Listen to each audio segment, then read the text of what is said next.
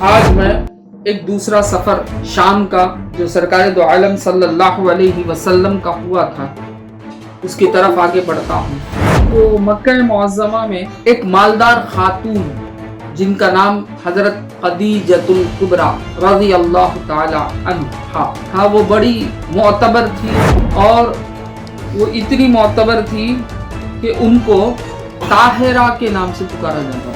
سرکار دو عالم صلی اللہ علیہ وسلم کو آفر کیا کہ ان کا مال بھی آپ لے کر جائیں اور فروخت کر لائیں، اور جو معاوضہ دوسروں کو دیتے تھے اس سے میں آپ کو دگنا دوں گی۔ تو آپ صلی اللہ علیہ وسلم قافلے کے ساتھ شام پہنچے تو شام میں نستورا راہب کے خانقاہ میں ٹھکانا، توریت اور انجیل کو پڑھا ہوا تھا اور وہ بھی سمجھنے لگا کہ یہ شخصیت کچھ اور ہے، یہ عام شخصیت نہیں ہے۔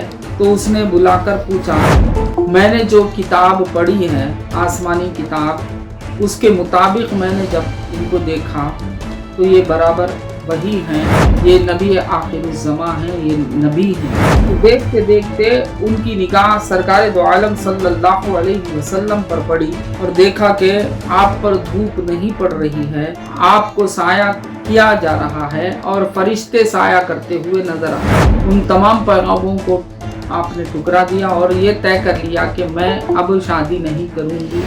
آپ کے بارے میں اور بھی دریافت کیا تو آپ نے بھی کہا کہ آپ کے جیسا تو کوئی نظر نہیں آتا، ہم نے دیکھا کہ سرکار دو عالم صلی اللہ علیہ وسلم میں کچھ بھی ایسی باتیں نہیں تھیں۔ تو آپ نے سرکار کو پیغام بھیجا اور یہ بھی کہا کہ آپ کے اچھے اخلاق کی وجہ سے اور آپ کی سچائی کی وجہ سے تو معلوم ہوا سچائی بہت افضل ہے۔ جھوٹ جو ہے بہت بری چیز ہے، جھوٹ سے ہر برائی پنپنے لگتی ہے، اور جب معلوم ہو جائے گا کہ آپ جھوٹے ہیں یا میں جھوٹا ہوں تو لوگ نظروں سے گر جائیں گے۔ سچائی ہی ہماری حقیقت ہے، تو سچائی کو اختیار کرو، جھوٹ کو۔ اگر تم کتنی بھی عبادتیں کریں اور تمہارے اندر جھوٹ ہے تو اس جھوٹ کی وجہ سے عبادتیں برباد ہیں۔ سرکار دو عالم صلی اللہ علیہ وسلم کی اطاعت کیا ہے؟ حضور کو راضی کرنا۔ حضور کب راضی ہو جائیں گے؟ جب حضور کے پسندیدہ اعمال آپ کریں گے۔ جو بھی صوفیاء اکرام ہیں، جو بھی شائخ بنے ہیں، جو بھی اولیاء اللہ تعالیٰ کے محبوب بندے بنے ہیں، ان کا کردار بھی اگر دیکھیں گے تو یہی ہے کہ وہ سچ پر قائم ہیں۔ صدیقین اور شہداء کے ساتھ ان کا کیا ہوگا؟ حشر ہوگا۔ جو بھی ہو آپ کو سچائی پر قائم رہنا چاہیے، اور جب ان کے طرف سے جب پیغام آیا تو وہ پیغام کس طرح ٹھکرایا جائے گا؟ بلکہ سرکار کے خاندان والوں نے وہ رشتے کو قبول کر لیا اور اس کے بعد رشتہ منظور کر لیا گیا اور تاریخ مقرر کی گئی نکاح کی۔ تو آج بھی دولہا اپنی بارات لے کر جاتا ہے تو یہ سنت ہے، خاندان کے بڑے لوگ اس میں شامل ہونا چاہیے۔ جناب ابو طالب نے آپ کا نکاح پڑھایا اور خطبہ نکاح بڑے فصیح و بلیغ خطبہ آپ نے اس وقت دیا، اور اس خطبے سے ہی معلوم ہو جاتا ہے کہ سرکار دو عالم صلی اللہ علیہ وسلم کے بارے میں خاندان کیا سمجھتے ہیں۔ تو خطبہ یہ تھا، یہ ایک ایسا جوان ہے کہ قریش کے جس شخص کا بھی اس کے ساتھ موازنہ کیا جائے یہ اس سے ہر شان میں بڑا ہوا ہی ہے۔ یاد رکھو، مہر زیادہ سے زیادہ رکھو، اپنے حیثیت کے لائق، زیادہ مطلب حیثیت سے اوپر مت جاؤ، قرضدار مت بننا۔ سرکار دو عالم صلی اللہ علیہ وسلم نے ولیمہ فرمایا اور یہ تاکید بھی فرمائی کہ ولیمہ کم سے کم ایک بکری کا تو کر، تو اس کا الٹا معنی لے لیے، ایک بکری کا ہی ولیمہ ہونا نہیں، ایسا نہیں۔ شادی باپ کے اوپر نہیں، ماں کے اوپر نہیں، کسی بھائی کے اوپر نہیں، کسی کے اوپر نہیں، خود کے اوپر، خود شادی کرتا ہے تو اسی لیے شادی کا پہلا مرحلہ ہی دوسروں کو کھلانے والا مرحلہ سرکار نے بنایا۔ تو ہم کو بھی چاہیے کہ ہم نفسانی خواہشات کے لیے نکاح نہیں کرنا چاہیے، بلکہ اللہ اور اس کے رسول کو راضی کرنے کے لیے نکاح کرنا چاہیے۔ یعنی آپ سرکار دو عالم صلی اللہ علیہ وسلم کو کہ 3 فرزند یعنی 3 صاحبزادے رہے، اور سرکار دو عالم صلی اللہ علیہ وسلم کے साहिबजादियां कितने थी? 4 साहिबजादियां थी। तो सब याद रखें हमारे आका की खानदान। रसूल अल्लाह रसूल अल्लाह रसूल अल्लाह रसूल अल्लाह रसूल अल्लाह रसूल अल्लाह रसूल। अस्सलामु अलैकुम व रहमतुल्लाहि व बरकातुहू।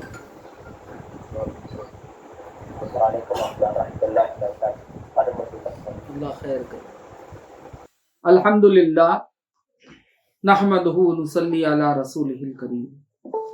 हक़ ताला का बेइंतहा फज़्ल व एहसान है कि उसने हमें सरकारे दो आलम सरवरे कायनात सल्लल्लाहु अलैहि वसल्लम की उम्मत में पैदा फरमाया और हमें आपका उम्मती होने का फ़ख्र अता फरमाया।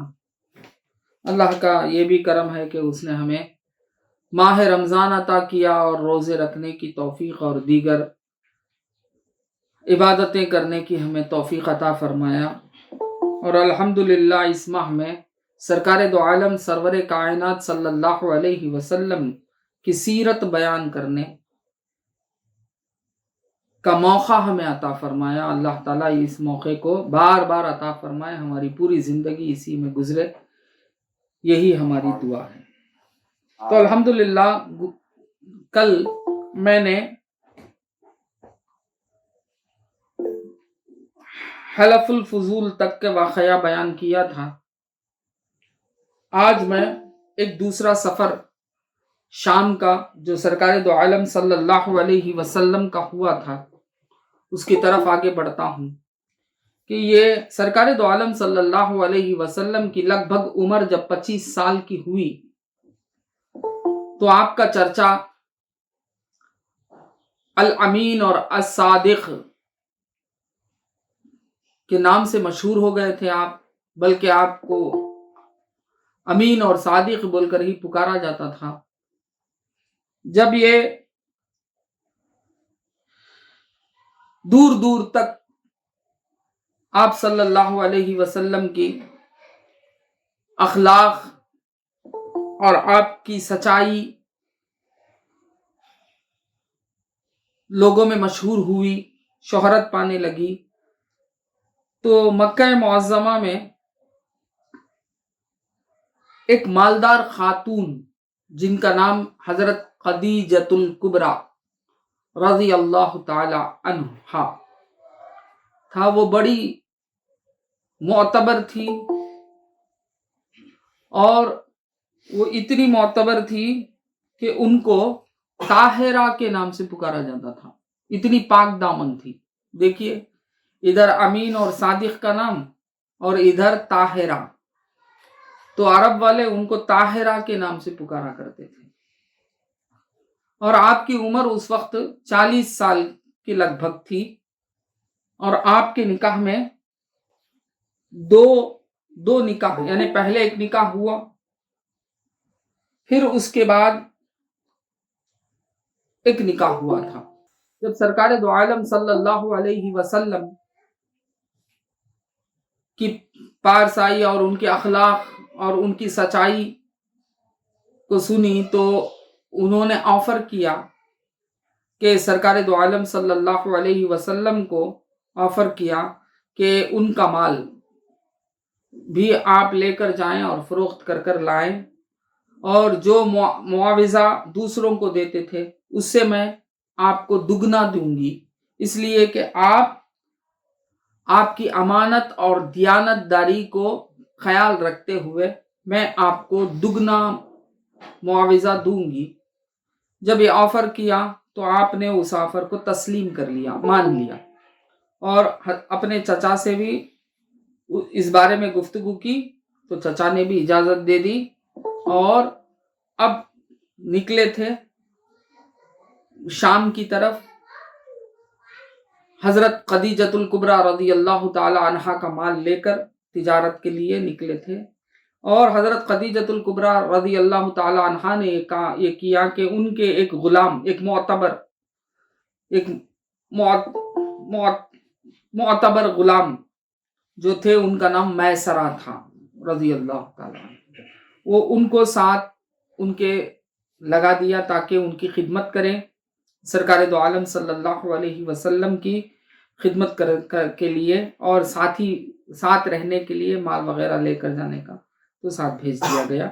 तो आप सल्लल्लाहु अलैहि वसल्लम काफिले के साथ शाम पहुंचे।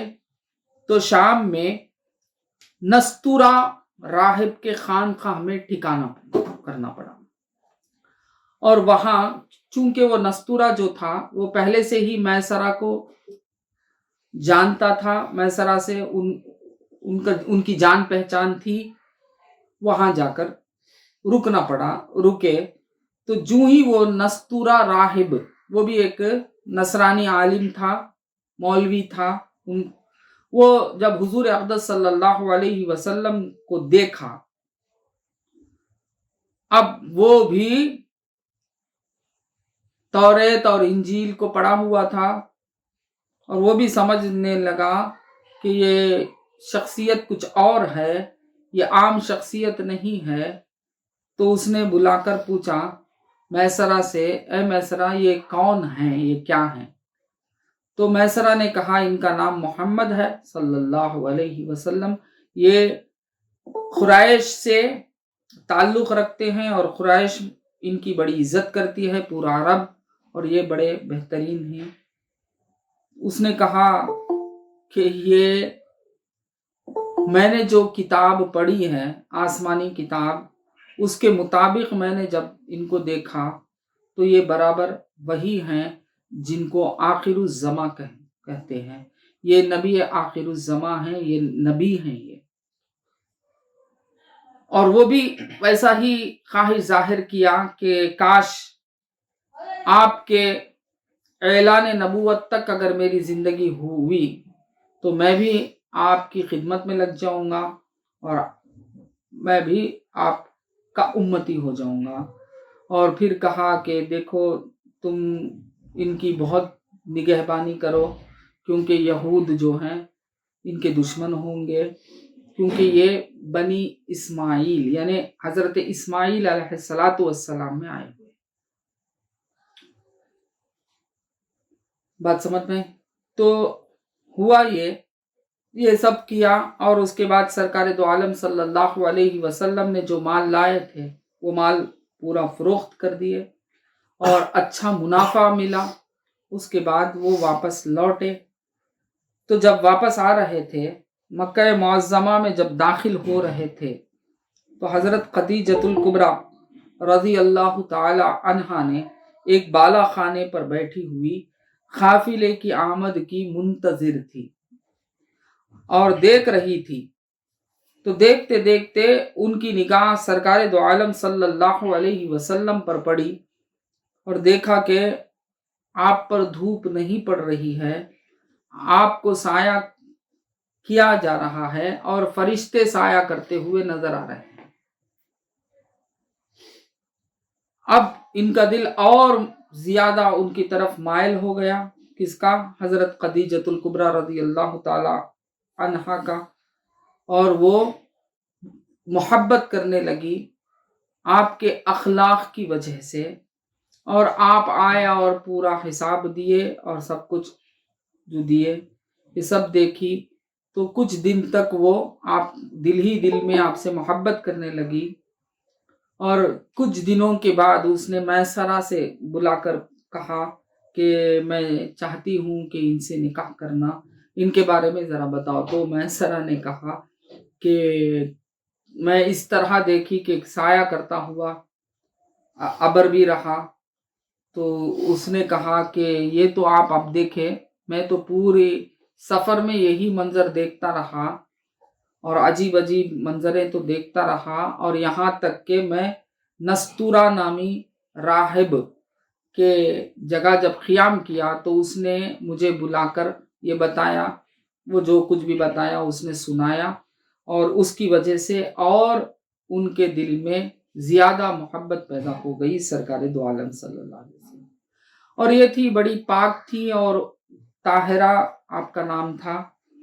और इनका निकाह पहले अबू हाला बिन زرارہ تمیمی سے ہوا تھا. ان سے 2 لڑکے ہوئے تھے. ایک کا نام ہند بن ابو حالہ اور دوسرے کا نام حالہ بن ابو حالہ. یہ 2 لڑکے پیدا ہوئے تھے اور اس کے بعد ان کا انتقال ہو گیا. پھر اس کے بعد دوسرا نکاح آپ کا عتیق بن عائد مخزومی سے ہوا. عتیق بن عائد مخزومی سے ان کا نکاح ہوا. پھر ان سے بھی 2 لڑکے پیدا ہوئے. ایک کا نام عبداللہ بن عتیق اور ایک لڑکی ہوئی. ایک لڑکا ہوا اور ایک لڑکی ہوئی. دوسری لڑکی ہندا بنت عتیق. دونوں کا انتقال ہو گیا. پھر چند دن کے بعد عتیق کا بھی انتقال ہو گیا. اب تیسری شادی کے لیے تو عرب کے لوگ منتظر تھے، یہاں تک کہ عرب کے لوگ ان کو خطبہ بھی بھیجے تھے کہ سب پیغاموں کو یعنی پیغامیں بھیجے تھے کہ ہم تیار ہیں آپ سے شادی کرنے کے لیے. ان تمام پیغاموں کو آپ نے ٹھکرا دیا اور یہ طے کر لیا کہ میں اب شادی نہیں کروں گی. جب حضور اقدس صلی اللہ علیہ وسلم کو دیکھا اور حضور پر جب آپ کی نظر پڑی تو آپ کے دل میں آپ کی محبت ہوئی اخلاق و عادات کی وجہ سے. تو وہ محبت اتنی غالب ہوئی کہ وہ چاہتی تھیں کہ آپ سے نکاح کر لیں.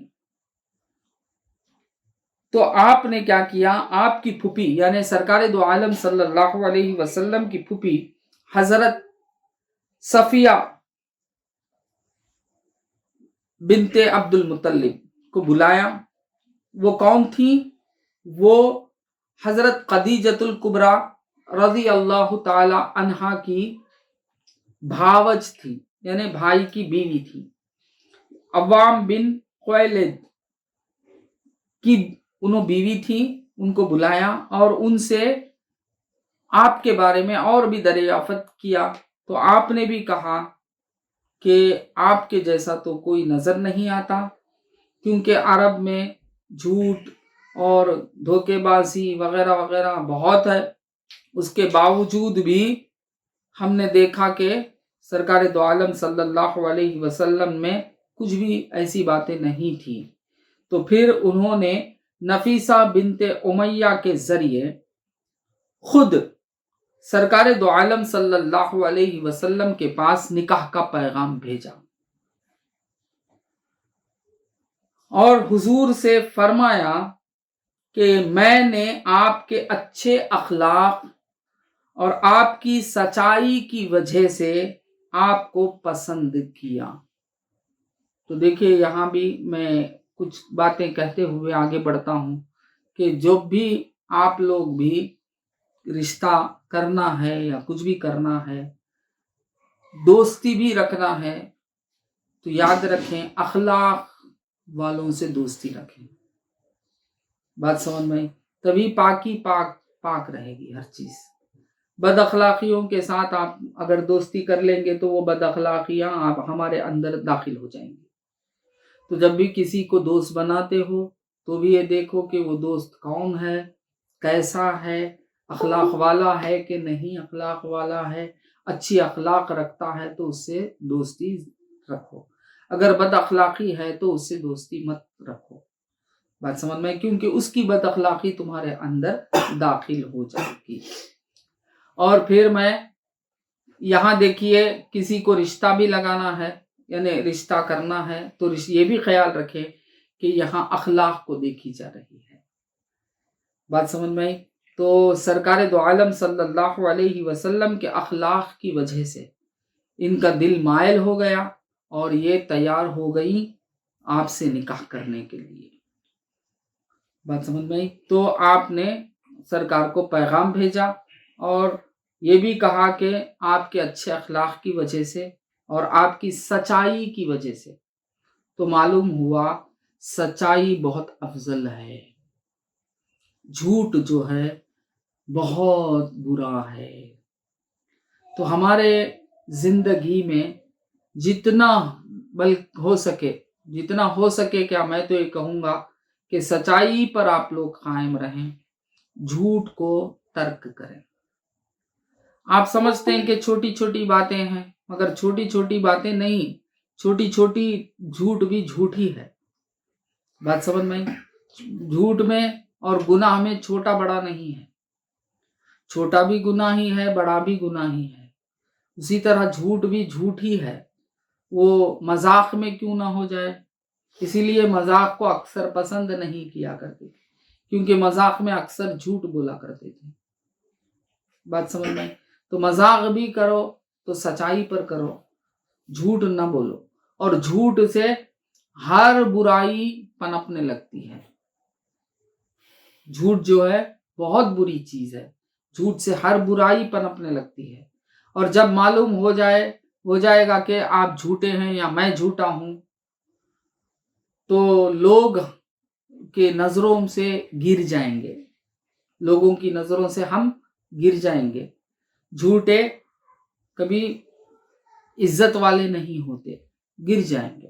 वो रुतबे में क्यों ना बड़े हो जाए, वो बादशाह ही क्यों ना हो जाए, वो प्रेसिडेंट ही क्यों ना हो जाए, वो प्राइम मिनिस्टर ही क्यों ना हो जाए, वो किसी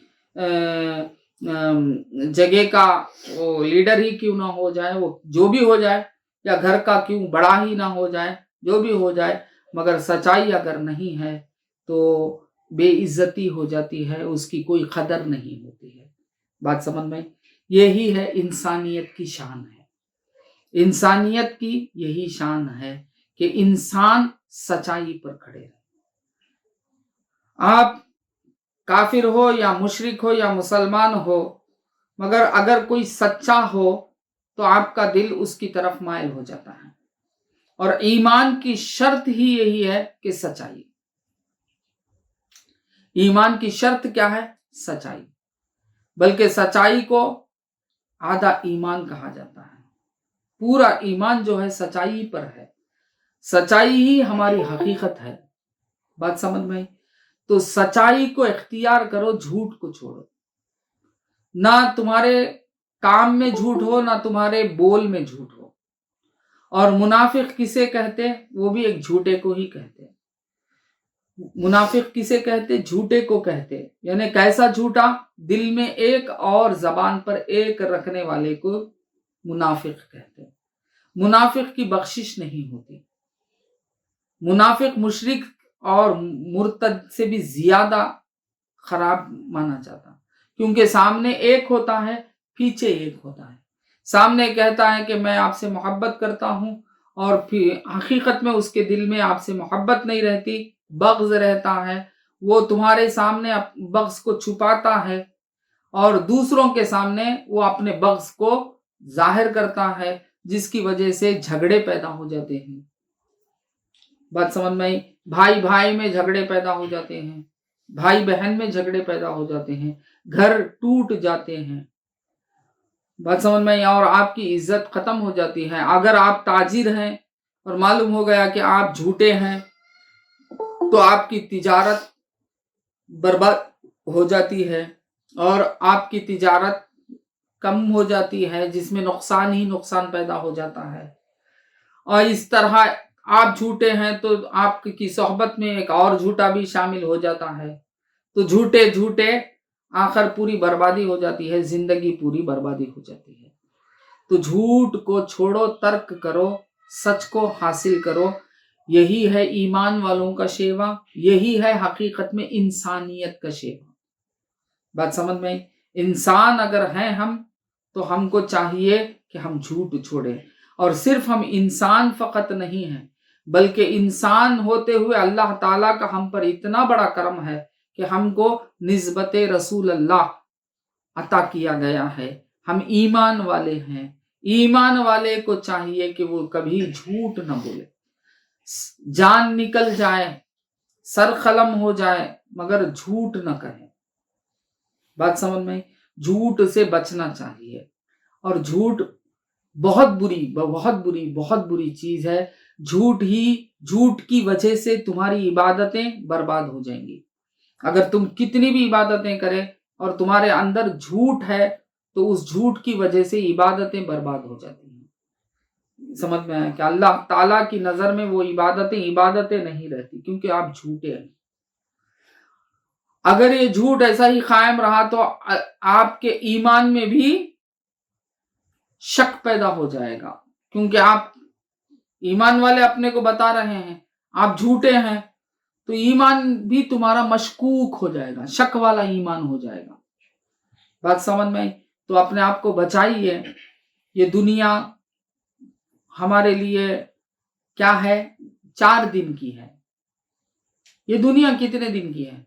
बहुत कम मिकदार की है। हकीकत में हमारे लिए आखिरत है। आखिरत में अबदी जिंदगी है हमारी। वो आखिरत की अबदी जिंदगी को इख्तियार करना हो तो इताअत रसूल अल्लाह पर कायम होना है। कल भी मेरे शेख मोहतरम सरकार क़िबला ने तफसीर की, उस तफसीर में यही कहा कि आखिरत ही अफजल है और आखिरत के घर को सजाना है, वही अबदी जिंदगी है, उसको सजाना है तो इताअत होनी, रसूल अल्लाह की इताअत पर कायम रहना। सरकार दो आलम सल्लल्लाहु अलैहि वसल्लम की इताअत क्या है? हुजूर को राजी करना। हुजूर कब राजी हो जाएंगे? जब हुजूर के पसंदीदा आमाल आप करेंगे। तो हुजूर की इब्तिदा अगर ऐलान नबूवत से पहले की जिंदगी भी अगर देखेंगे तो सरकार दो आलम सल्लल्लाहु अलैहि वसल्लम ने झूठ को छोड़ दिया, झूठ कहा ही नहीं, और आपका नाम ही क्या हो गया? as-सादिक हो गया, अल-अमीन हो गया। और झूठा जो होता है वो अमीन भी नहीं होता है, अमानतदारी भी उसमें नहीं होती है। सच्चा जो होता है वही अमीन होता है, यानी अमानतदारी भी उसी के पास होती है। और ईमान के बारे में भी यही कहते हैं लोग कि अमानतदार, ईमानदार, जिसके पास ईमान अमानतदार हो उसे ईमानदार का लफ्ज भी इस्तेमाल किया जाता है। तो मालूम हुआ ईमान और अमानत दोनों मिली हुई एक ही चीज है। तो हमारे अंदर अगर ईमान है तो हमारे अंदर अमानतदारी होनी चाहिए, हमारे अंदर सच्चाई होनी चाहिए। बात समझ में आई? हक हक और बातिल बातिल होना चाहिए। यही उरूज है हमारे लिए। जो भी सूफिया इकराम हैं, जो भी शायख बने हैं, जो भी औलिया अल्लाह ताला के महबूब बंदे बने हैं, उनका किरदार भी अगर देखेंगे तो यही है कि वो सच पर कायम है। जो हक है उसको हक बताते हैं, जो झूठ है, जो बातिल है उसको बातिल बताते हैं। बात समझ में आई? जो हकीकत में मौजूद है उसी को हकीकत में मौजूद बताते हैं, जो वजूद इजाफी रखता है उसे वजूद इजाफी बताते हैं। बात समझ में आई? यही है हमारी जिंदगी, यानी तालीमात का हिस्सा है। तो झूठ अगर हमारे अंदर आ जाए तो याद रखो हम खत्म हो जाएंगे, बेकार हो जाएंगे। आप ये ना समझो, ताजिर लोग अगर हैं तो ये मत समझो, क्योंकि ये अफवाह है, ये लोगों में ये बात फैली हुई है कि तिजारत झूठ के सिवा नहीं होती, तिजारत में कुछ ना कुछ तो झूठ बोलना पड़ता है, झूठ ना बोलेंगे तो तिजारत नहीं होती। ये बिल्कुल गलत है, ये बिल्कुल बुरी बात है। ऐसा नहीं है, बल्कि ताजिर जो होता है वो सच्चा होता है। जो सच्चा ताजिर होता है उसके बारे में सरकार दो आलम सल्लल्लाहु अलैहि वसल्लम ने फरमाया कि उसका महशर सिद्दीकीन और शुहदा के साथ होगा। बात समझ में? जो सच्चा ताजिर होता है उसका हशर किसके साथ होगा? सिद्दीकीन। अल्लाहु अकबर। जो रुतबे में सबसे आला रुतबा है सिद्दीकीन का, सिद्दीकीन और शुहदा के साथ उनका क्या होगा? हशर होगा। तो मालूम हुआ आप ताजिर हो या नौकरी कर रहे हो या प्रोफेशनल्स हो, जो भी हो, आपको सच्चाई पर कायम रहना चाहिए। बात समझ में आई? आप लड़के हो तो भी सच्चे रहो, बच्चे हैं तो सच्चाई सिखाइए। गोया बचपन जाकर जब लड़का हो जाएगा कि उसके अंदर खुद ब खुद सच्चाई उसकी ताकत बन जाए। बात समझ में आई? क्योंकि सच्चाई ही हकीकी ताकत है और अल्लाह ताला सच्चाई ही को पसंद करता है। झूठ इंसानियत के खिलाफ है, सच्चाई इंसानियत है। جھوٹ انسانیت کے خلاف ہے۔ اسی چیز نے سرکار دو عالم صلی اللہ علیہ وسلم کو وہ جہالت، عرب کا کیا ماحول تھا؟ جاہل ماحول تھا۔ اس جہالت کے ماحول میں سرکار دو عالم صلی اللہ علیہ وسلم کو عزت ملی، تو اسی سچائی کی وجہ سے، اسی امانت داری کی وجہ سے ملی۔ تو سمجھ میں آئی بات؟ تو سرکار کا طریقہ ہی یہ تھا کہ سچائی۔ سب سے پہلے سرکار نے ہم کو کیا درس دیا؟ سب سے پہلے کیا درس دیا؟ سچائی۔ سرکار دو عالم صلی اللہ علیہ وسلم کا درس 40 سال تک، آپ کی عمر کے 40 سال کی عمر تک آپ نے سچائی کا درس دیا، سچائی کا درس دیا، سچائی کا درس دیا۔ تو یہ درس اگر چھوڑ کر ہم اپنی زندگی بسر کریں گے تو یاد رکھو زندگی بیکار ہو جائے گی۔ بات سمجھ میں؟ ایمان ماں باپ کی وجہ سے ہمیں ملا ہے، یہ ایمان کافی نہیں ہے۔ ایمان کامل ہونا چاہیے۔ ایمان کامل کے لیے تم مومن ہونا چاہیے، تم کو ایمان لانا چاہیے۔ یہ خاندانی ایمان سے کچھ بھی ہونے والا نہیں ہے، بلکہ تم سچے معنوں میں مومن بننا چاہیے۔ تم سچے معنوں میں ایمان والے بننا ہے تو سرکار دو عالم صلی اللہ علیہ وسلم کی سیرت جاننا ہے، اور سرکار دو عالم صلی اللہ علیہ وسلم کے احکام کو جاننا ہے، اور سرکار نے جو کر کے ہم کو سکھایا ہے اس پر ہمیں بھی قائم رہنا ہے۔ تو سب سے پہلا درس ہی سرکار نے کیا دیا؟ سچائی کو تھاما، سچے رہے، اور سچے آپ کے سوا کون سچے ہو سکتے ہیں؟ آپ ہی تو سچے ہیں۔ سچائی تو آپ سے ہے، سچائی تو آپ سے ہے۔ سمجھ میں آیا؟ سچائی نکلتی ہے آپ سے۔ سچائی بھی ایک چیز ہے، سچائی بھی من نور اللہ ہے، آپ سے نکلتی ہے۔ آپ اگر سچے نہیں تو کون سچے؟ اب جب اگر ہم غلام رسول ہیں تو ہم میں بھی سچائی رہنا چاہیے۔ یہ نہیں کہ آپ بیٹھے بیٹھے اٹھے کتنے کی جھوٹ بول دیا کرتے ہیں۔ یہ جھوٹ سے بچیں، اور جھوٹ بولتے اگر چلے جائیں گے تو گناہ کبیرہ ہو جائے گا۔ جھوٹ جو ہے بہت بڑا گناہ ہے، گناہ کبیرہ ہے، اور اسی کی وجہ سے آج دنیا میں عذاب ہے۔ بات سمجھ میں؟ گناہ جب کرتے ہیں تو یہ مت سمجھو کہ خالی آخرت میں فقط عذاب ملے گا، نہیں، اللہ تعالیٰ پہلے یہاں عذاب میں مبتلا کر دیتا ہے۔ آج مسلمان جو ذلت کی طرف ہے، آج مسلمان جو ذلیل و خوار ہو رہا ہے، آج مسلمان سے جو عزت چھینی جا رہی ہے، آج مسلمان کی کوئی عزت نہیں ہے، بلکہ ایک کافر، ایک مشرک ہمارے سروں پر حکومت کر رہا ہے۔ یہ سب وجہ کیا ہے؟ ہم سچے معنوں میں مومن نہیں ہیں، کیونکہ ہمارے اندر جھوٹ ہی جھوٹ ہے۔ بلکہ کچھ ایسے لوگ بھی ہیں کہ جھوٹ پر فخر کرتے ہیں، جھوٹ پر فخر کرتے ہیں۔ کسی کو ٹھکا دیں گے اور وہ کوئی آدمی ٹھگ گیا تو یہ سمجھتے ہیں کہ ہم نے بہت بڑا تیر مار دیا اور ہم کامیاب ہو گئے۔ نہیں، یاد رکھو آپ کامیاب نہیں ہوئے بلکہ آپ برباد ہو گئے۔ تو جھوٹ چھوڑو، جھوٹ سے دور رہو۔ تو اب ہوا یہ کہ سرکار دو عالم صلی اللہ علیہ وسلم کے پاس جب وہ رشتہ آیا تو آپ صلی اللہ علیہ وسلم نے، دیکھیے اخلاق کیسی ہے، سب سے پہلے آپ صلی اللہ علیہ وسلم نے حضرت جناب ابو طالب، جو سرکار دو عالم صلی اللہ علیہ وسلم کی کفالت کر رہے تھے، آپ اپنے چچا تھے، ان کے پاس آپ نے یہ بات رکھی کہ دیکھو مجھے خدیجۃ الکبریٰ رضی اللہ تعالی عنہا کے طرف سے رشتہ آیا ہے۔ تو آپ نے اپنے خاندان کے دوسرے بڑے بزرگوں کے سامنے بھی یہ رکھا، اور سب نے اس کو آرام سے قبول کیا، کیونکہ سب چاہتے تھے۔ آپ کو جانتے بھی تھے، کس کو؟ حضرت خدیجہ رضی اللہ تعالی عنہا کو جانتے تھے، اور بڑے پاک دامن تھے، اور عقل مند بھی تھے، اور تاجر بھی تھے، بڑی شان والی عورت تھی وہ، تو کون منع فرمائے گا؟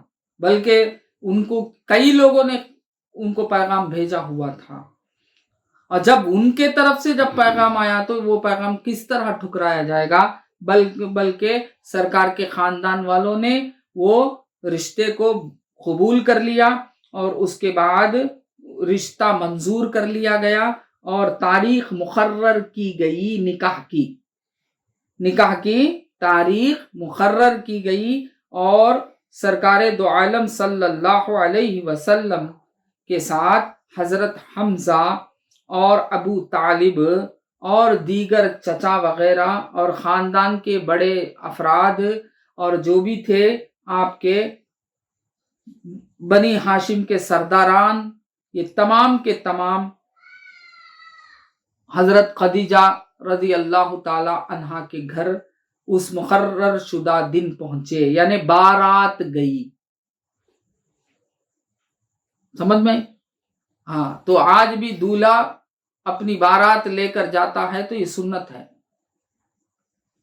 بات سمجھ میں؟ کچھ بھی نہیں ایسا ہی ہمیں شادی کر لیں گے، وہ کر لیں گے، یہ کر لیں گے، ایسے نہیں، بلکہ بارات جانی چاہیے، بڑے ہونا چاہیے، خاندان کے بڑے لوگ اس میں شامل ہونا چاہیے.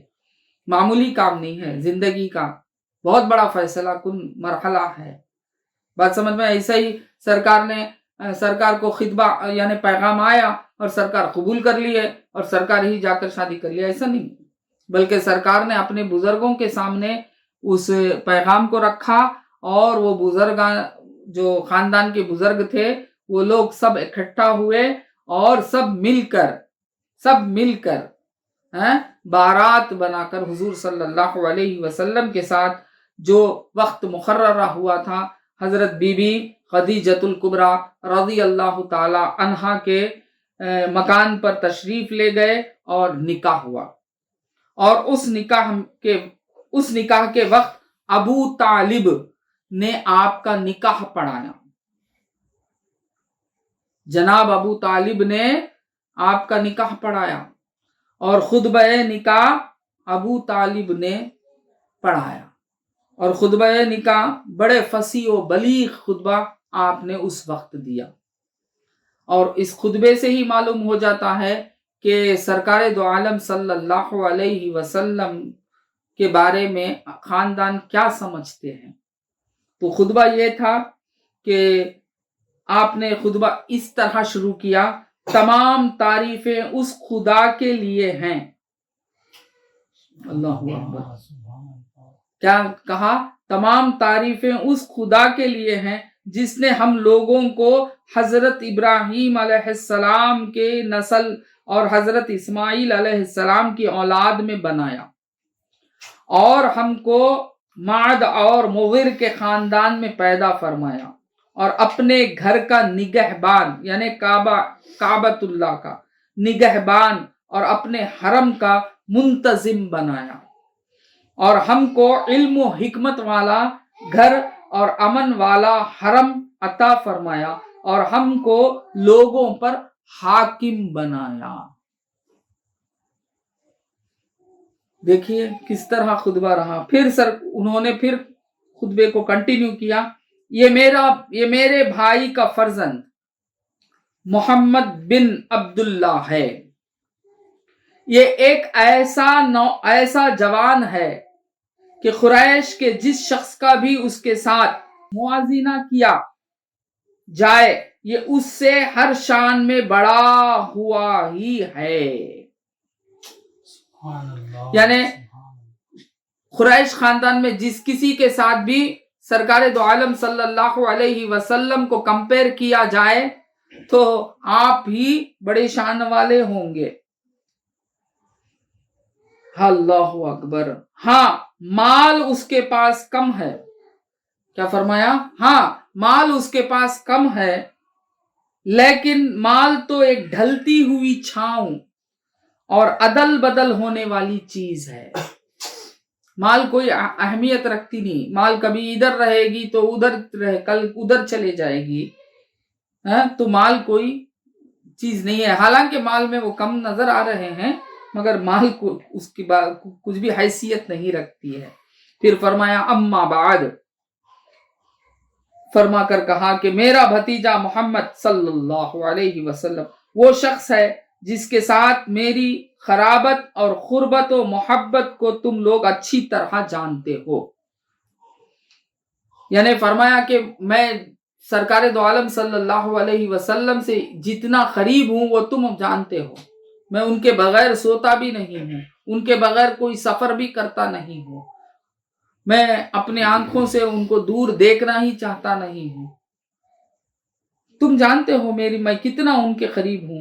پھر فرمایا وہ خدیجہ بنت خویلد سے نکاح کرتا ہے اور میرے مال میں، کیا فرماتے ہیں، میرے مال میں سے 20 اونٹ مہر مقرر کرتا ہے اور اس کا مستقبل بہت ہی تابناک، عظیم الشان اور جلیل القدر ہے.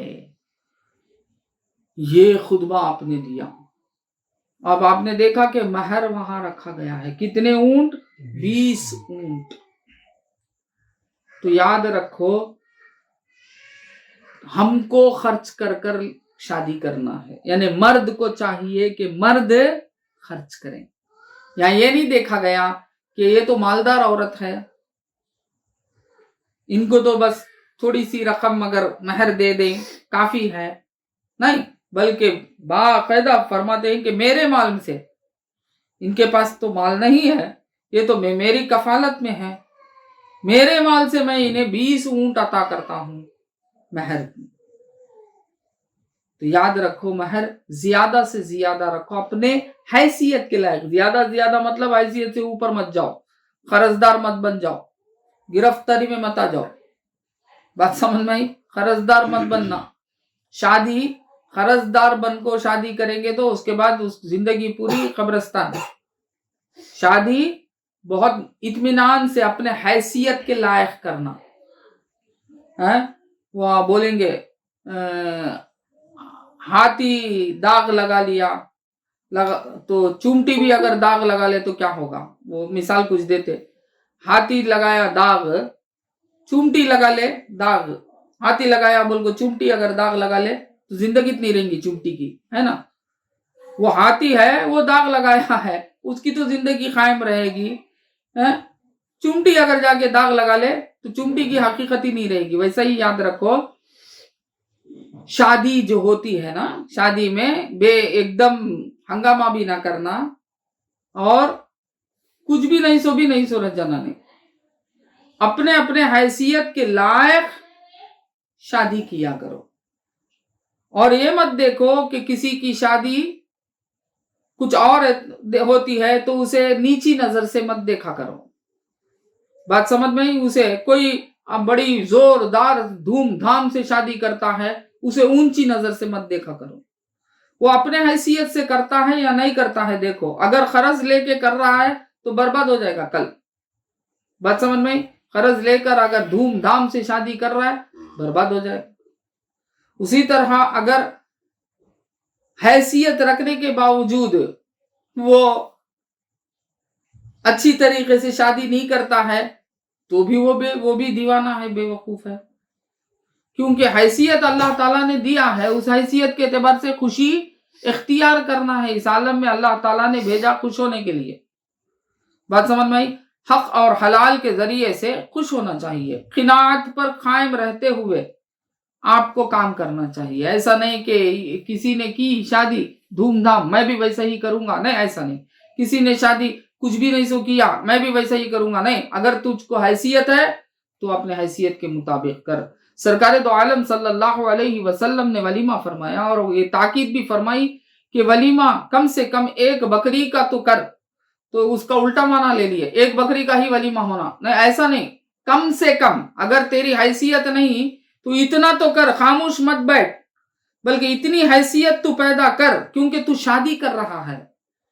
اگر تیری حیثیت ہی نہیں ہے تو شادی کرا تو اب تو خود ہی کھانے کے قابل نہیں ہے تو دوسرے کو کیا کھلائے گا؟ اب تو نہ بیوی کو کھلا سکتا، تو بچے کو نہ کھلا سکتا، تو کیا ہوگا؟ زندگی کیسی گزرے گی؟ ہنگاموں کی گزرے گی نا، دھوم دھڑلہ ہو جائے گا نا، طلاق تک مسئلہ پہنچ جائے گا. خوشی کا ماحول جا کر غم کا ماحول پیدا ہو جائے گا کیونکہ تیرے پاس حیثیت ہی نہیں ہے. تو حیثیت جس کے پاس نہیں ہے وہ تو روزہ رکھے. بات سمجھ میں؟ حیثیت ہے تو شادی کرے. بات سمجھ میں؟ شادی باپ کے اوپر نہیں، ماں کے اوپر نہیں، کسی بھائی کے اوپر نہیں، کسی کے اوپر نہیں، خود کے اوپر خود شادی کرتا ہے. تو اسی لیے شادی کا پہلا مرحلہ ہی دوسروں کو کھلانے والا مرحلہ سرکار نے بنایا. بات سمجھ میں؟ کیونکہ اب تجھے فقط کھانے والا نہیں ہے، تو دوسروں کو کھلانا ہے. اب یہاں سے کام تجھے اپنی فکر چھوڑ کے دوسروں کی فکر کرنا ہے. تو شادی کا پہلا مرحلہ ہی جسے ولیمہ کہتے، یہ ولیمہ پہلا مرحلہ ہے نا. یہی سرکار نے کیا کہا، کم سے کم تیری حیثیت کچھ بھی نہ ہو تو کم سے کم اتنی حیثیت تو پیدا کر کہ ایک بکری کی دعوت تو کر دے. تبھی تجھے تیرے اندر دوسروں کو کھلانے کا جذبہ جب پیدا ہوگا، تبھی تو اپنے بیوی بچوں کو بھی برابر طریقے سے کھلائے گا پلائے گا. بات سمجھ میں آئی؟ تجھے اگر دوسروں کو کھلانے کی طاقت ہی نہیں رہے گی، تو کیا بیوی بچوں کو کس طرح پالے گا؟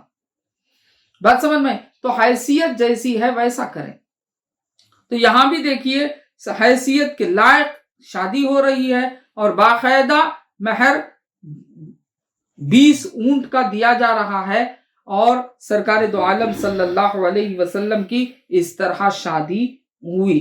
اور حضرت بی بی خدیجۃ الکبریٰ رضی اللہ تعالی عنہا تقریباً 25 برس تک سرکار دو عالم صلی اللہ علیہ وسلم کی خدمت میں رہی. کتنے برس تک؟ 25 برس تک سرکار دو عالم صلی اللہ علیہ وسلم کے آپ خدمت میں رہی. یعنی حضور صلی اللہ علیہ وسلم کی عمر اس شادی کے وقت 25 سال کی تھی، اور حضرت خدیجہ رضی اللہ تعالی عنہا کی عمر 40 سال کی تھی. بات سمجھ میں؟ 40 سال کی تھی. یہ نہیں دیکھا گیا کہ وہ بڑی عمر کے ہیں، یہ دیکھا گیا کہ وہ اخلاق والی ہیں، یہ دیکھا گیا کہ وہ ان کا نام طاہرہ کے نام سے مشہور ہے، یہ دیکھا گیا کہ وہ بہت اچھے اور بڑے گھرانے والے ہیں. بات سمجھ میں؟ یہ دیکھا گیا. تو ہم کو بھی یہ دیکھنا افضل ہے کہ گھرانہ بڑا ہو، اچھا ہو، نیک ہو. بات سمجھ میں؟ تو 25 سال تک سرکار کی خدمت میں حضرت خدیجۃ الکبریٰ رضی اللہ تعالی عنہا رہی، اور سرکار نے دوسرا نکاح کیا ہی نہیں. کب تک؟ جب تک آپ نکاح میں تھیں.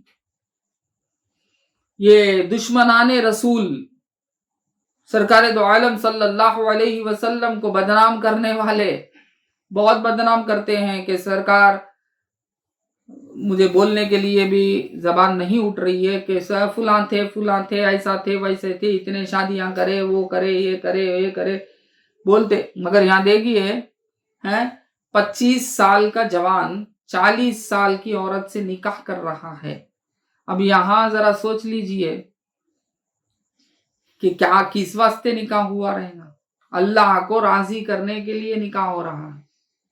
یہاں نفسانی خواہشات کو پورا کرنے کے لیے نہیں ہو رہا ہے. بات سمجھ میں آئی؟ تو ہم کو بھی چاہیے کہ ہم نفسانی خواہشات کے لیے نکاح نہیں کرنا چاہیے، بلکہ اللہ اور اس کے رسول کو راضی کرنے کے لیے نکاح کرنا چاہیے. اسی لیے النکاح من سنتی فرمایا گیا، یعنی نکاح جو ہے میری سنت ہے، یعنی مجھے راضی کرنے کے لیے آپ نکاح کیجئے. یہ نہیں کہ تم اپنے خواہشات کو پورا کرنے کے لیے نکاح کریں، بلکہ حضور صلی اللہ علیہ وسلم کو آپ راضی کرنے کے لیے نکاح کرنا چاہیے. تو سرکار دو عالم صلی اللہ علیہ وسلم کب راضی ہوں گے؟